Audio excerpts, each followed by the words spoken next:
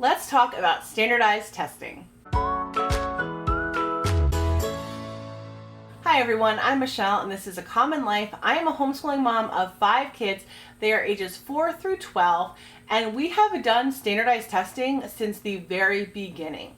Now, I know a lot of people have mixed ideas about standardized testing, whether they are good or bad, or if they are even beneficial. So I'm going to go into all of those details with you in this video. If you enjoy homeschool videos, please subscribe to my channel. Just click that red button down below. And if you would like notifications when I post a new video, just click that little bell that is next to it. So let's go ahead and get into the video. In many states, homeschools are required to do end-of-the-year standardized testing. Now, that isn't the case for all states. The state that we live in, it is a requirement. So it is something that we have to do. We do not have a choice. If we want to make sure that we are meeting all of those yearly requirements, we have to do standardized testing at the end of the year. Now, there are lots of different ways to do standardized testing. You can do it with like a local testing place. You can do it with a homeschool co-op or a school. You can do it completely on your own by ordering materials and having them sent to your house. And you can also just do it online. In the past, we have done it through a co-op in the state that we used to live in. Now, in that state, it was not required for us to do standardized testing, but I just always like to do it just to kind of get an idea where my kids are in relation to kids who are going to other schools. And so we just always did standardized testing starting in about 2nd grade. And so we did that in our other state. We did that through our homeschool co-op, and they basically provided everything for you, provided the location, the proctors, the testing materials, and you just paid a fee. Then those tests were mailed off and the results were sent back to you. It was a very simple process, and it was nice because I was able to just drop my kids off at the testing facility, and then when they were done, I would just go ahead and pick them up. And I think it took 2 days. I'm pretty sure it took 2 days, and it was like 2 full mornings from like 9 to 12 that they did this testing. Then when we moved to the state that we live in now, which is North Carolina, the testing here is a requirement for homeschooling.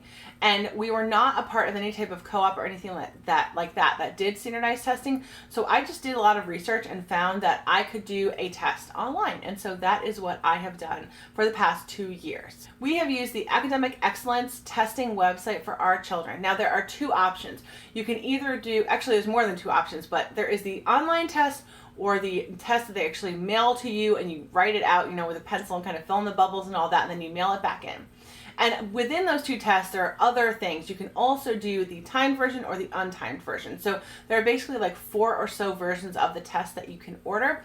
And we have always opted to just do the online test. That is the easiest option, and I feel like our kids do enough like testing during the year where they are, doing like a sit down paper test, that to just do the online test is a very good way to have an idea of whether or not they understand the content, but also to be able to do it within that time setting, seeing that timer go down and clicking the things that you need to click and all that. Because being able to use the computer and be very proficient in using the computer is a very important skill to have in this day and age. So I am totally fine with them doing just the online testing. In our state, you are required to do standardized testing once your child is of the age of 7.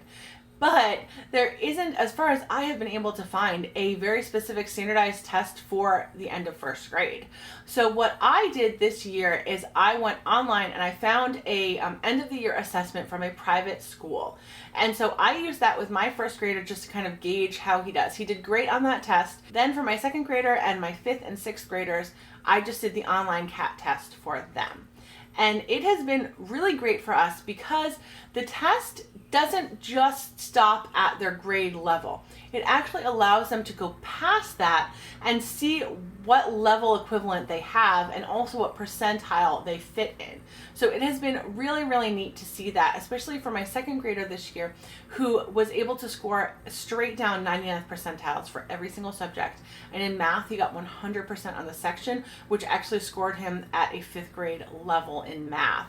And if he did any type of like grade equivalent test that didn't do that, it would not show us how further progressed past his grade level he is. So I really like the CAT test for that. You have to order the premium scoring. I think it is $3 extra to order that scoring, but it's awesome to know like where your kid fits. It's just really cool. So I really, really like the CAT test.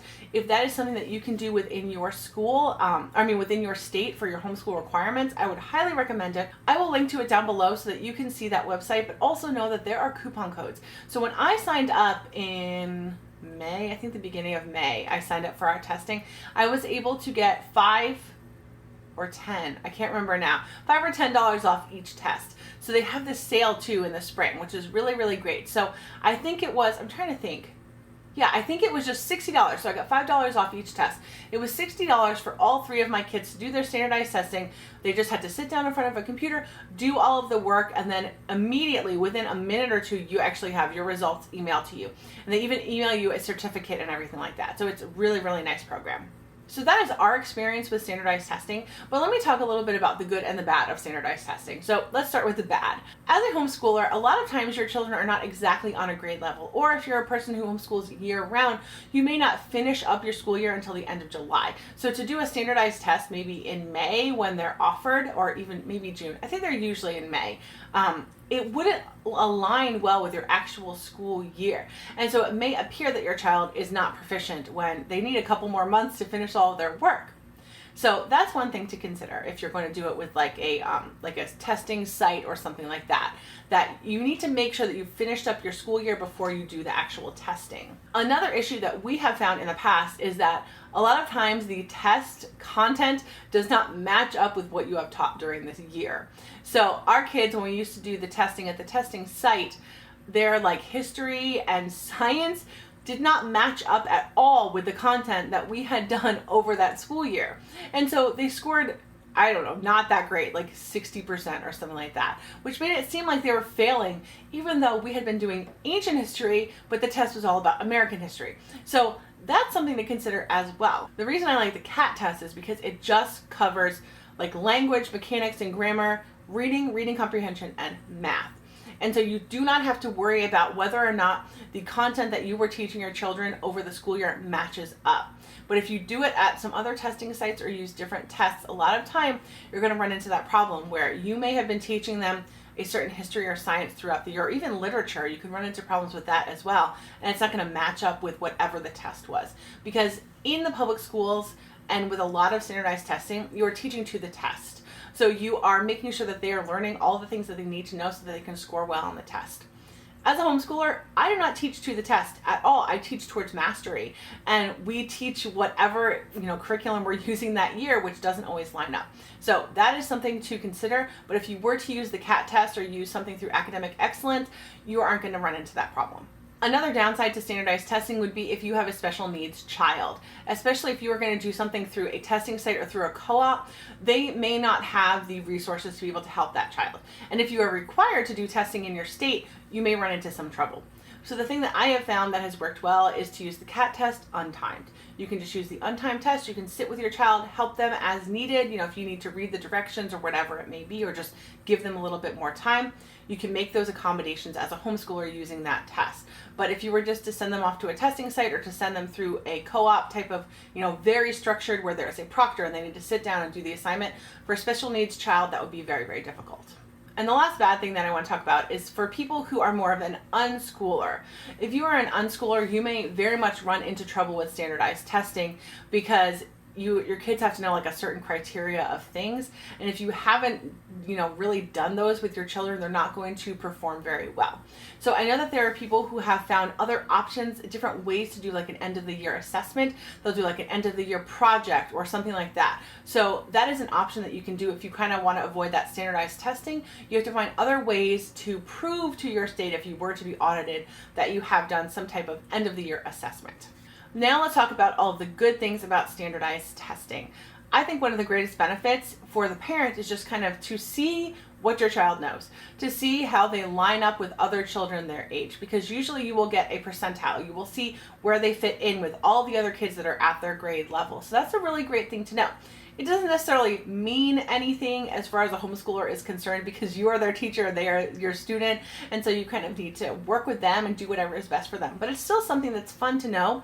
It's also a really great record to have. It is something that you can kind of package up in a portfolio for your children or for yourself and just be able to see the progress that they have made over the years. Another good thing about standardized testing is that it prepares them for high school and college when they're going to be taking these types of standardized tests on a very regular basis, especially in college. And so to start them very young, where it's something they're just kind of used to doing, that's something they do every year, maybe a few times a year, you do these types of formal tests, it really does prepare them for the testing that they will have to do, like the PSAT or the SAT or the ACT or CLEP test or AP test or anything like that, that are very important for their future and for college and for getting a job and things like that. And so if you are able to do these at a very young age, it will not be something that is stressful. It will take away the stress. So that's kind of another added bonus or benefit, is that it takes away that stress. It may be very stressful the first few times if they're not used to doing it, but after more practice, it becomes kind of like just second nature to be able to sit down, work in a time frame, and know what you need to do and get it done. So I think that that is a benefit to children as well. And one more benefit is that you are able to see if your children are deficient in any areas. If there's an area that you need to work on so that they are basically at grade level where they would need to be. Because for any of us, you never know what may happen in your life. You never know if something happens and you have to send your kids to public school. So for me, I always think I want to at least have them at grade level, that way I know that if something were to happen or if something changed or if my husband was injured or something like that and couldn't work, that we could send them to public school and they wouldn't be behind. So I think that is a very important part of standardized testing, just to know if there are areas where your child is not at grade level, and you can help them and work with them, and then by the next year when you're doing standardized testing again, they'll be above and beyond where they need to be. I hope this video was helpful to you. If you have any questions for me about standardized testing, don't hesitate to put those in the comments down below. If you would like to see more homeschool videos like this, please subscribe to my channel, and have a great day.